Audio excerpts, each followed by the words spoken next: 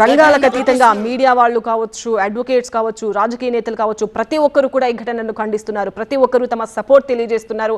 ప్రస్తుతం కాంగ్రెస్ నేత అద్దంకి దయాకర్ కూడా ఈ విషయంపై స్పందించారు. ఆయన ఏమన్నారో చూద్దాం.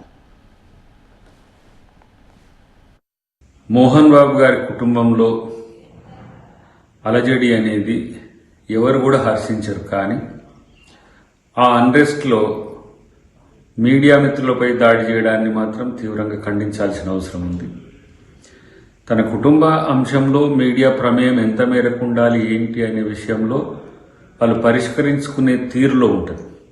కానీ దాన్ని దృష్టిలో పెట్టుకొని ఇదంతా పబ్లిసిటీ అవుతుంది అనే ఉద్దేశంతో మీడియా మీద దాడి చేయడాన్ని మనం ఆక్షేపించాల్సిన అవసరం ఉంది. అంతేకాకుండా ఆ సమస్య తీవ్రతను తగ్గించుకునేందుకు ప్రయత్నించాల్సిన అవసరం ఉంది. సెలబ్రిటీస్ అంశంలో మీడియానే కాదు, యావత్ ప్రజలు కూడా కొంత ఇంట్రెస్టింగ్గా ఉంటారు. ఆ ఇష్యూస్ను చాలా కీన్గా వాచ్ చేస్తుంటారు. ఆ సందర్భంలో కొంత వాస్తవాలను తెలిపేందుకు మీడియా ప్రయత్నం చేసే క్రమాన్ని అర్థం చేసుకోవాల్సిన అవసరం ఉంది.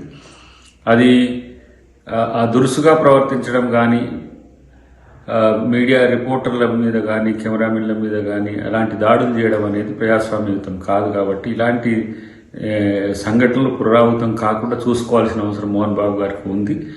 అంతేకాకుండా ప్రతిదానికి మనం చేసే తప్పులకు కూడా మీడియాను బూచిగా చూపడం అనేది కూడా పద్ధతి కాదనేది నా యొక్క అభిప్రాయం.